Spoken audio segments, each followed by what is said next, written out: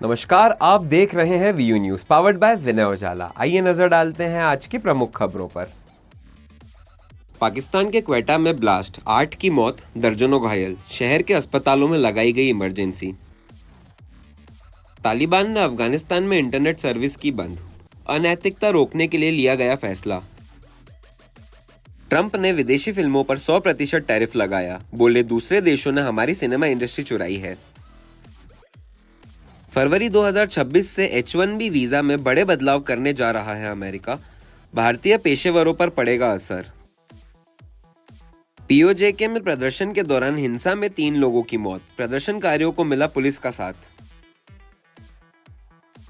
भारत के पूर्वोत्तर में महसूस हुए 4.7 तीव्रता के भूकंप के झटके, असम मणिपुर तक कांपी धरती। भारतीय सेना को जल्द मिलेंगे 12 MPCDS ड्रोन, 5 किलोमीटर तक दुश्मनों का पता लगाने में है सक्षम। एशिया कप पर कांग्रेस की टिप्पणी से भड़की बीजेपी, बोली ऑपरेशन सिंदूर का है अपमान। दिल्ली के पूर्व मुख्य कार्यकारी पार्षद विवेक मल्होत्रा को श्रद्धांजलि देने पहुंचे पीएम मोदी। दिल्ली सीएम रेखा का ऐलान, जल्द बनेगा ट्रांसजेंडर कल्याण बोर्ड, किन्नर समुदाय बनेगा आत्मनिर्भर। दिल्ली एसआई के साथ धोखाधड़ी, बिल्डर ने एसआई से 35 लाख ठगे, 40 लाख रुपए में फ्लैट देने का दिया झांसा।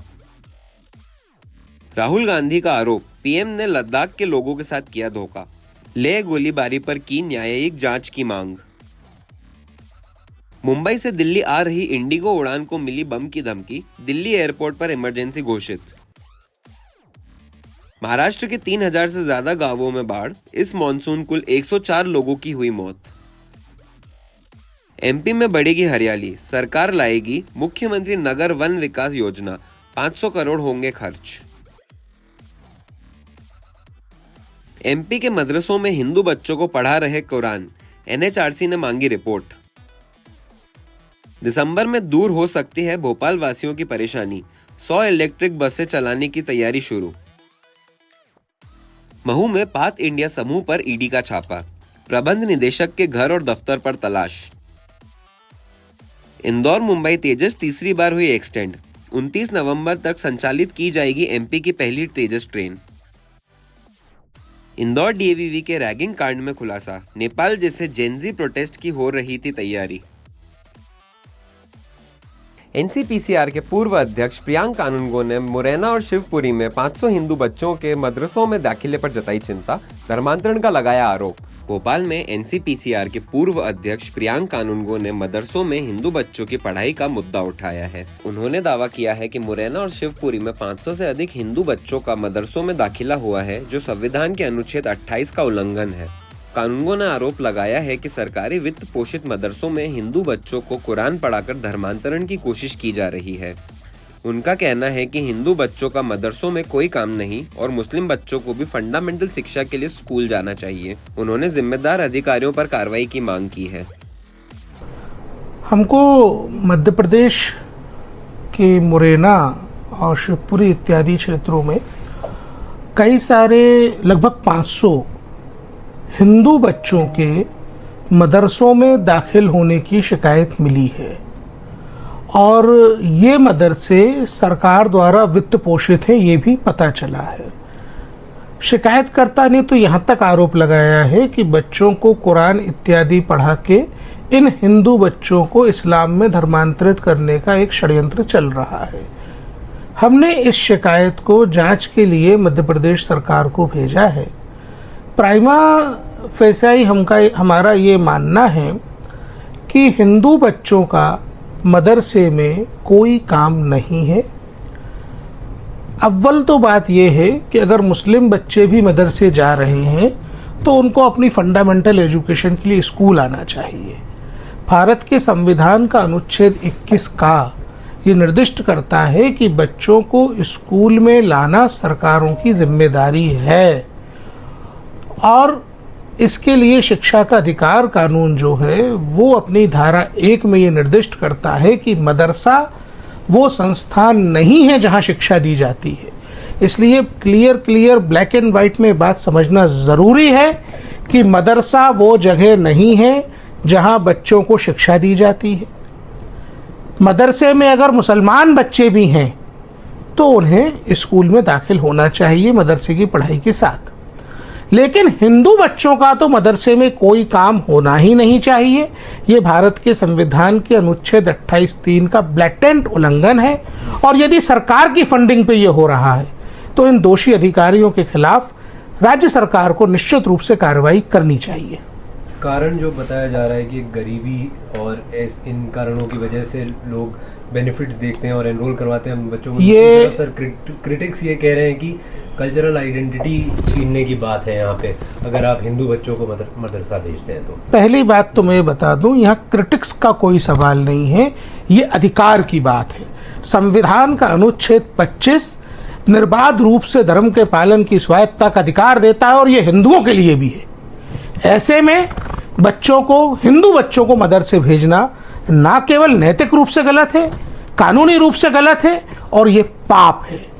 रही बात मदरसा संचालन के सरकार की फंडिंग की, तो मैं यहाँ स्पष्ट कर दूं, भारत की आज़ादी के साथ ही शिक्षा को लेकर के कई सारे दुराग्रह बच्चों के साथ हुए।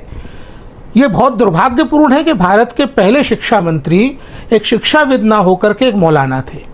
और ये मदरसा चलाना जो है मौलानाओं का, मुल्लों का काम है, ये सरकारों का काम नहीं है। बाय डिफॉल्ट पहले शिक्षा मंत्री का पद ही एक मौलाना को दे दिया गया, तो उस दौर में ये मदरसा एजुकेशन सिस्टम सरकार बनाए, इस तरीके की बातें हुई हैं, ये बकवास है। सरकारों का काम स्कूल बनाना, स्कूल चलाना है।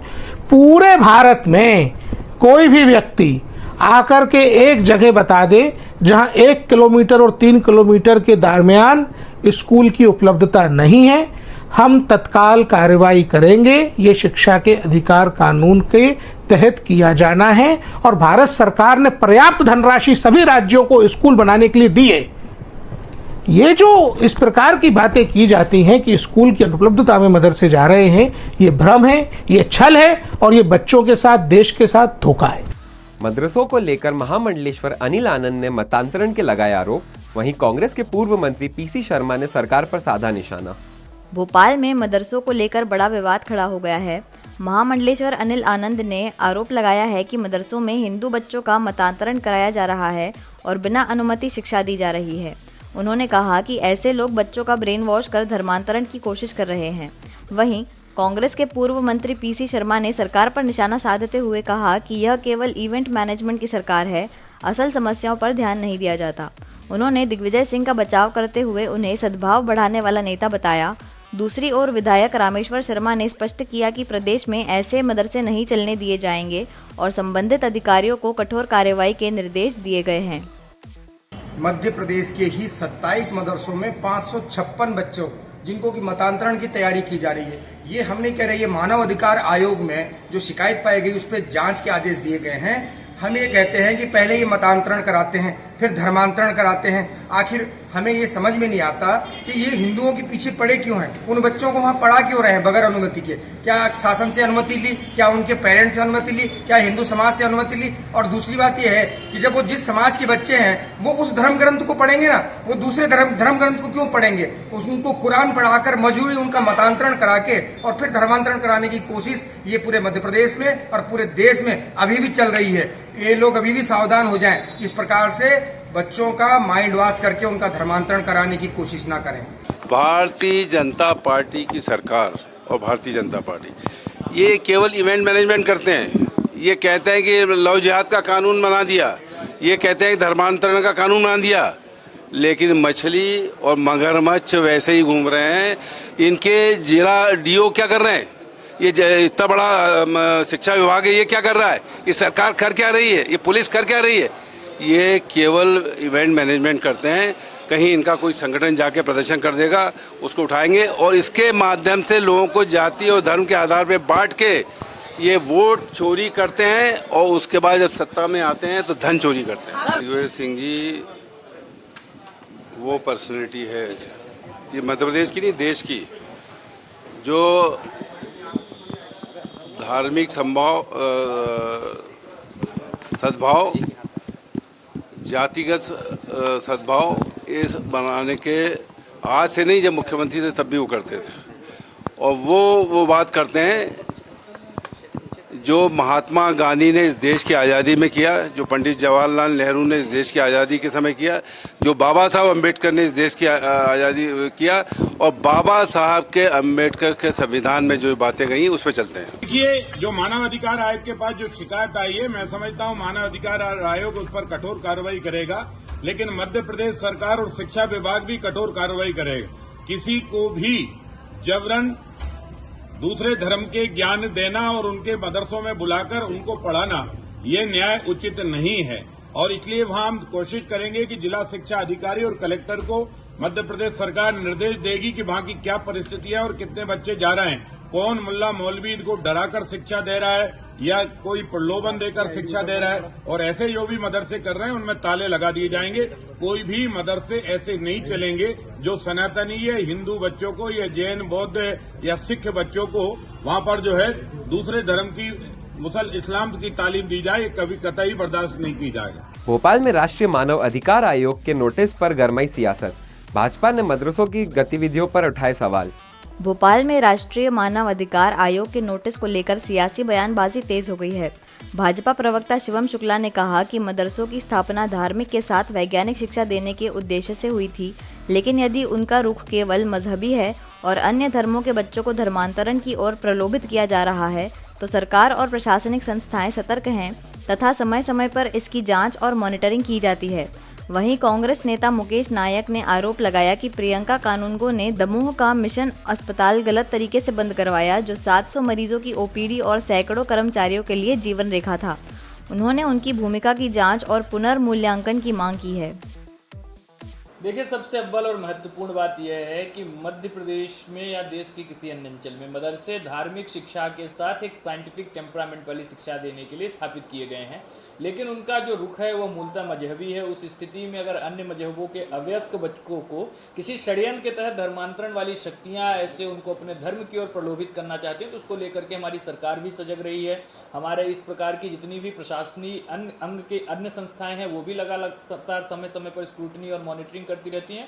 तो एक सतत प्रक्रिया के आधार पर ये तमाम चीज़ें हमारी सरकार सुनिश्चित करती है और इस दिशा में आगे बढ़ती है। तो स्वाभाविक तौर पर अगर इसमें कहीं पर भी कोई इस प्रकार से लापरवाही की गई होगी, कोई इस प्रकार से इसमें बदनीयती के साथ बच्चों को भ्रमित किया गया होगा, तो उसको लेकर के कार्रवाई करने के लिए सरकार के सभी अंग कटिबद्ध हैं। ऐसा है, कानूनगो ने दमोह में जो मिशन अस्पताल बंद कराया है वो ऐसा अमानवीय उदाहरण है कि दुनिया में कहीं देखने को नहीं मिलेगा। 700 मरीज पर डे की ओपीडी थी उसकी, मिशन हॉस्पिटल 700 मरीज, और उस हॉस्पिटल में dialysis, angiography, angioplasty, CT scan, sonography, digital x-ray, echo, colour Doppler, pacemaker change होना, बाईपास सर्जरी और एंजियोप्लास्टी, इतने प्रोसीजर होते थे और लगभग निःशुल्क होते थे, और 700 कर्मचारी वहाँ पर काम कर रहे थे, जिसमें 90% हिंदू कर्मचारी थे। बिल्कुल गलत तरीके से कानूनगो ने मिशन हॉस्पिटल को बंद कराया, केवल इसलिए कि वो मिशनरी के द्वारा संचालित हॉस्पिटल था। मैं ये कहता हूँ कि कानूनगो की जो भी भूमिका है उसकी इंक्वायरी होना चाहिए, उसकी जांच होना चाहिए, और ऐसे व्यक्तियों को मानव अधिकार आयोग का सदस्य बनाया गया है, इसका पुनर्मूल्यांकन होना चाहिए, इसका अवलोकन होना चाहिए, और सुप्रीम कोर्ट के एक जज को बैठालकर उनकी समस्त भूमिका का अवलोकन होना चाहिए कि किस तरह के लोग हमारे सोसाइटी में समाज के सौहार्द को, शांति को, रोजगार को, लोगों के चिकित्सा सुविधाओं को, लोगों की शिक्षा सुविधाओं के साथ किस तरह का खिलवाड़ कर रहे हैं, इसकी जांच होना चाहिए। इंदौर डीएवीवी के आईईटी कैंपस में रैगिंग केस का नया मोड़ आया सामने। सीनियर छात्रों पर फर्जी ईमेल और इंस्टाग्राम आईडी बनवाकर माहौल बिगाड़ने का आरोप। इंदौर डीएवीवी के आईईटी कैंपस में रैगिंग मामले ने नया मोड़ ले लिया है।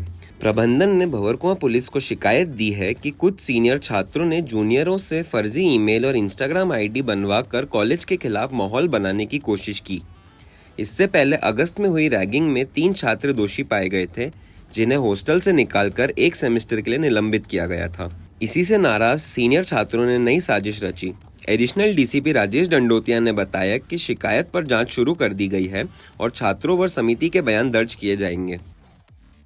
ये डीएवी यूनिवर्सिटी में जो आईआईटी है उसका डिपार्टमेंट के जो एडमिनिस्ट्रेटिव ऑफिसर है उनके द्वारा कल 29 को थाना बाबरकुआं में एक आवेदन दिया गया है जांच के लिए। इसमें यह बताया गया है कि इनकी जो एंटी रैगिंग कमेटी की इनकी मीटिंग ली गई थी और ये 5 छात्र हैं, आदित्य, अमन और अनुज, उमंग, इस तरह से 5 छात्र इनके खिलाफ जाँच करके FIR करने की बात उनके द्वारा कही गई है। फिलहाल आवेदन पत्र को जाँच में लिया गया है। जाँच में आए हुए तथ्यों के आधार पर वैधानिक कार्रवाई की जा रही है। सर, नेपाल का भी कुछ जिक्र है क्या? नेपाल के जैन जी से आंदोलन करवा रहे थे। आवेदन पत्र पर नेपाल का जिक्र है, पर किस आधार पर इनके द्वारा किया गया है, एंटी रैगिंग कमेटी के सभी मेंबर्स को बुलाकर पूछताछ की जाएगी, किन आधार पर उनके द्वारा ये पाया गया है और ये सारी जांच का विषय है। जांच के आधार पर वैधानिक कार्रवाई थाना बाबरकुआं द्वारा की जाएगी। सर, छात्रों का ये भी आरोप है कि जो फैकल्टीज है वो छात्रों के एनुअल फंक्शन वगैरह के पैसे खा जा रहे हैं, उसको लेके ये लोग आवाज उठा रहे थे, तो उसको इसमें कन्वर्ट कर दिया। देखिए, जैसा कि मैंने बताया, इनके द्वारा जो आवेदन दिया गया, आवेदन में सभी पक्षों की जांच की जाएगी। किस आधार पर अगर इनकी ये बात पाई जाती है कि छात्रों को परेशान करने के लिए गलत शिकायत की गई है, तो इन तथ्यों की भी जांच की जाएगी। वरिष्ठ अधिकारियों के निर्देश पर इंदौर पुलिस ने यातायात सुधार अभियान शुरू किया। नो पार्किंग में खड़े वाहनों पर हुई सख्त कार्रवाई। इंदौर पुलिस ने वरिष्ठ अधिकारियों के निर्देश पर यातायात सुधारने के लिए विशेष अभियान चलाया। मुख्य रीगल तिराहे से सरवटे बस स्टैंड तक के क्षेत्रों में नो पार्किंग में खड़ी बसों और ऑटो रिक्शों पर सख्त कार्रवाई की गई। आज की कार्रवाई में दर्जनों वाहनों पर चालान काटे गए। पुलिस ने बताया कि अवैध पार्किंग से यातायात जाम होता है और आम लोगों को भी परेशानियां होती है। यह अभियान जारी रहेगा और नागरिकों से अपील की गई है कि वे अपने वाहन केवल निर्धारित पार्किंग में ही खड़े करें। नो पार्किंग में खड़े वाहनों पर बिना किसी चेतावनी के चालान काटा जाएगा। ये वरिष्ठ अधिकारियों के दिशा निर्देशन पे अवैध रूप से नो पार्किंग में खड़े वाहनों पे, अव्यवस्थित खड़े वाहनों पे, असुरक्षित दिशा में खड़े वाहनों पे चालानी कार्रवाई की जा रही है। इसी के तारतम्य में आगे भी लगातार कार्रवाइयाँ चलती रहेंगी। आज भी ट्रैफिक के नियमों को देखते हुए जितनी भी कार्रवाइयाँ की गई हैं, बसों पे की गई हैं और भी दीगर वाहनों पे भी लगातार कार्रवाइयाँ जारी हैं। अभी लगभग 4-5 बसों पे कार्रवाइयाँ की गई हैं और आगे भी हम लोग अभी आगे जाके जो भी अगर इस टाइप से अव्यवस्थित और नो पार्किंग में खड़े वाहन हैं, इन पे चालानी कार्रवाई कर रहे हैं। ये जितने भी बसें जो खड़ी हैं सब नो पार्किंग में खड़े वाहन थे, जो अपना नो पार्किंग में खड़े होकर अपना स्थायी अड्डा बनाए हुए हैं, इनके ऊपर चालानी कार्रवाई की जा रही है लगातार। भोपाल के हमीदिया कॉलेज में पुरानी इमारत का एक हिस्सा अचानक गिरा। घटना से सरकारी शिक्षण संस्थानों की लापरवाही उजागर। भोपाल के हमीदिया कॉलेज में मंगलवार को बड़ा हादसा टल गया। कॉलेज की पुरानी और जर्जर इमारत का एक हिस्सा अचानक ढह गया। घटना प्राचार्य कक्ष में हुई, जहां छत का बड़ा टुकड़ा नीचे गिरा। गनीमत रही कि इस हादसे में कोई हताहत नहीं हुआ। कॉलेज प्रशासन का कहना है कि इस इमारत की जर्जर हालत की शिकायत कई बार की गई, लेकिन अब तक कोई कार्रवाई नहीं हुई। यह घटना सरकारी शिक्षण संस्थानों की जर्जर इमारतों और लापरवाही को उजागर करती है। अब सभी की निगाहें इस बात पर है कि प्रशासन इस मामले में क्या कदम उठाता है। ऐसी ही खास खबरों के लिए बने रहिए हमारे साथ VU न्यूज़ पर, पावर्ड बाय विनय उजाला।